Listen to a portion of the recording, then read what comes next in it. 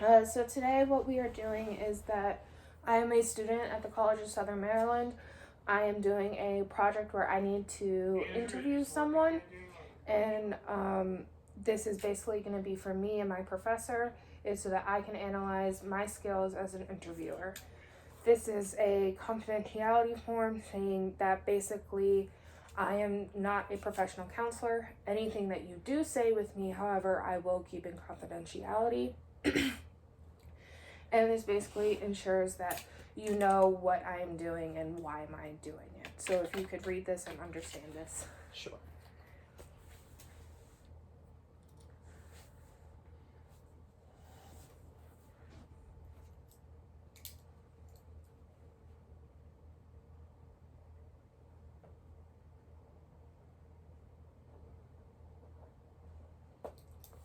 Okay, and just to let you know, I will be taking notes during our discussion. This is, however, just for my purposes to follow the conversation better. Sure. Okay, in today's world, we are in a difficult time. We are in the midst of a pandemic, and that pandemic has put a lot of restrictions and rules on our everyday life. I just kind of wanted to know how that's affecting you and how you're feeling about it. Okay, well, first of all, it affected me professionally, where I had to learn how to teach in a different realm, basically. My class needs a lot of hands-on activity, and when you're teaching virtually, it's very difficult to do hands-on type work. So that was a whole new way of learning. I had to learn how to use, at first we were using Teams, and then later we were trained in Teams, and then at the last minute they switched us over to Zoom, using the Zoom platform. So not only did I switch having how I teach, but I also switched my type of teaching, where I was a self-contained teacher, and now I'm an inclusion teacher. So professionally, it has created a lot of anxiety. How do I connect with my students? How do I continue to help my students? How do I connect with teachers as well, since we're not seeing each other? My own personal life, it affected on how I treat my children, becoming more protective of them, because I don't want them to have to experience an illness like COVID-19. So it also created disappointment because we did not go on our regular vacation, which all of us look forward to. And we weren't able to go and visit family members like we normally did, which I think helps us with our emotional well-being, getting to see these people and doing things that we've always enjoyed, where we've had to pull back.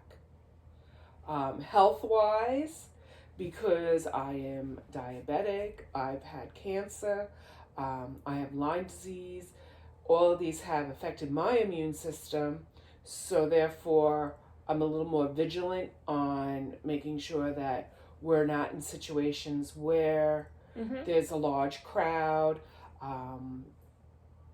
making sure that no family member brings anything into the house that can easily spread.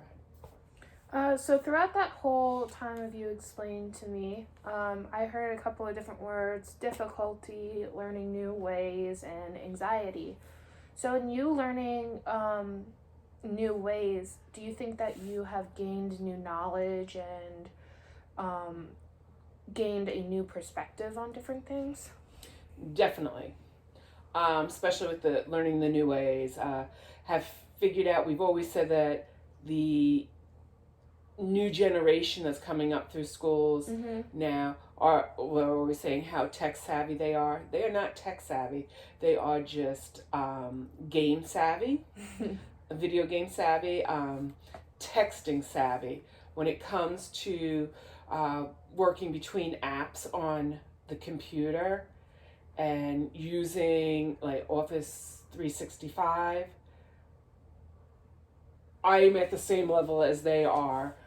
So it actually gives me a little confidence because I'm like, okay, we're going to work this through together. I have learned to use more of the computer apps and that probably I wouldn't have used because I am more of a traditional teacher, old-fashioned. Sometimes they really like that hands-on type old, as they would say, old school when I was teaching middle school. But there are benefits to using some of the electronic sites and apps. You said you gained confidence through that. Do you think that has overweighed your anxiety and the difficultness that you were feeling that you expressed in the beginning? I think as I became more confident, my anxiety level became lower. So it becomes a balancing act. So in that balancing act, do you think that you're balancing well? Do you think, oh, I could do better balancing it? It depends on the day. Okay. Especially since, technology was supposed to make our lives easier. But there's always those days where it doesn't quite work for you, all the computer glitches. So I don't know, I get angry about it, about the time I'm wasting in trying to figure out why things aren't working.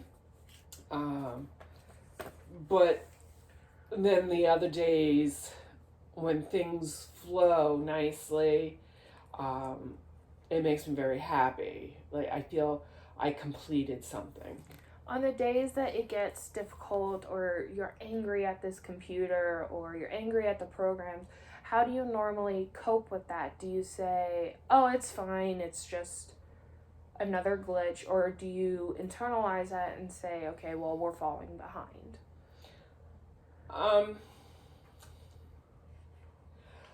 I normally laugh it off. Okay. Especially with the students. That's a good coping. they need to know that when they come across a roadblock, they need to step back. So I teach them, I'm like, okay, we're gonna step back and try and figure out why this isn't working. Okay. Most of the time it's with the technology, it's out of our control. And I always tell them, okay, we'll pick this up tomorrow where we left off and not make them feel like they're behind or anything.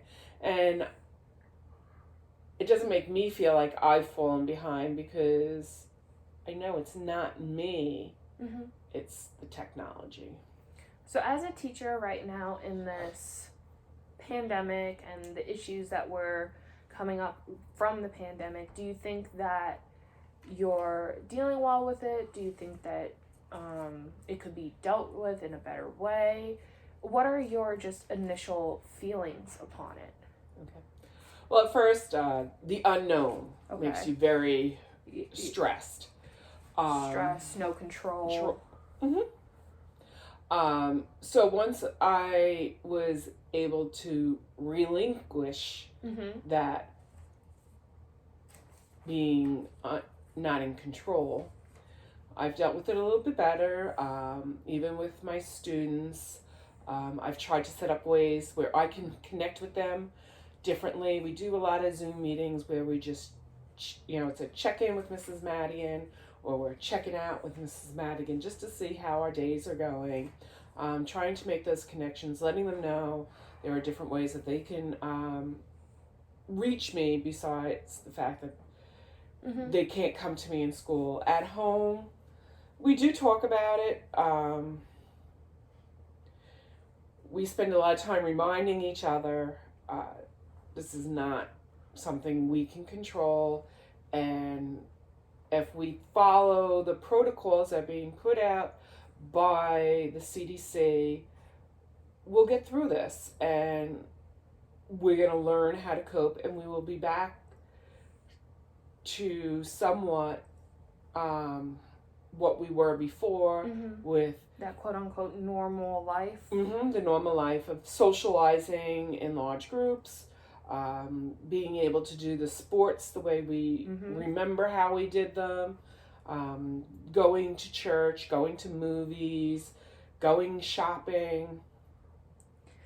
So I heard a lot of that you've created a very good support system during this time of unknown, correct? That support system, it sounded like you've created with your students, your families, your friends. That support system has really been a ground for you. Moving forward, do you think that support system will continue to be the same? Will it grow? With my students, I'm hopeful that it will grow. I want them to know that I care about them, and they can come to me. I do feel that my family knows that I care about them. I'm not quite sure if it'll change the strength of our relationship or not, but since we already had a strong relationship, I think it'll be fine. It will continue to be strong. And the same with my friends. Moving forward, I've heard that you've got a lot of coping skills, like your support system and the laughing it off, as you said. Are there any coping skills that you think you might add on to your toolbox? Maybe doing more, maybe reflective thinking, and trying to come up with new alternatives to activities that you have been doing? Yes. Some of the technology apps I think I will continue using. Okay. But not on a day-to-day basis. Because I still feel students need to have that feel of a book in their hand, and the actual writing they need on pencil to paper, and even doing art, they need that. I myself am hoping I find it very relaxing to do needlework, and I do loom knitting, and I find that relaxing.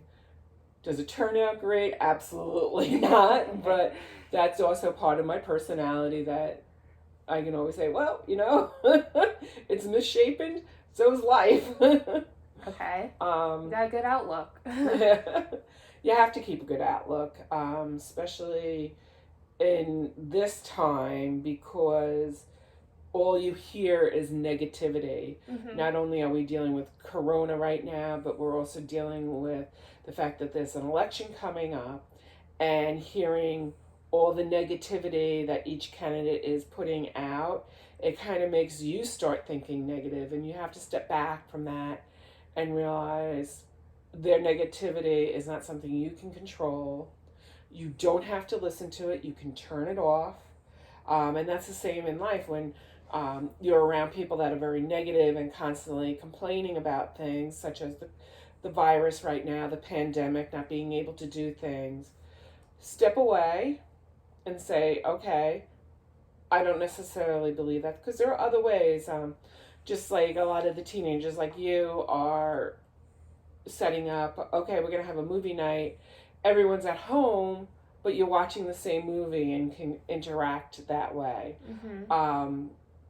So you're still maintaining your friendships, and probably now we have to use our words more than our actions, and we have to be careful about how we say things, because they may not necessarily be able to read our body language, our facial expressions over the computer.